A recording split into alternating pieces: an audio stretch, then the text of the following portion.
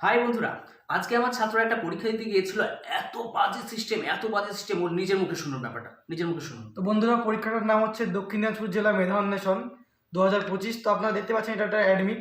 তো পরীক্ষার ব্যবস্থা এত বাজে যে আমরা যখন স্কুলটা মানে সেন্টারের মধ্যে এন্টার করি তখন একটা সামনে একটা বোর্ড দেওয়া থাকে, যে বোর্ডের মধ্যে সাধারণত যে কোন ছাত্র কোন স্টুডেন্ট কার রোল নাম্বার মানে কত রোল নাম্বার কত নাম্বার রুমে থাকবে সেটা দেওয়া থাকে।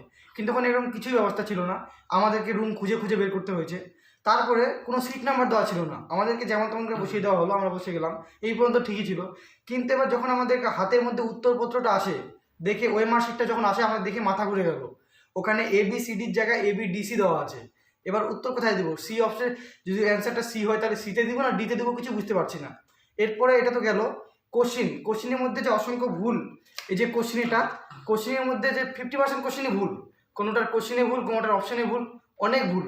এরপরে হচ্ছে যে পরীক্ষাটা যে গার্ডগুলো ছিল, গার্ডও ভালো দেয়নি। তো শুনলেন তো, আমার ছাত্র নিজের মুখে শুনলেন কথাগুলো, সমস্যার কথাগুলো শুনলেন।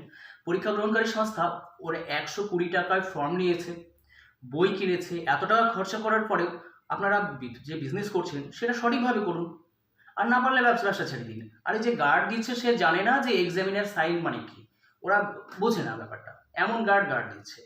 তো ওটাই আমি বলবো লাস্ট পর্যন্ত, যে ব্যবসা চালালে ভালো করে চালান, আর না হলে ছেড়ে দিন।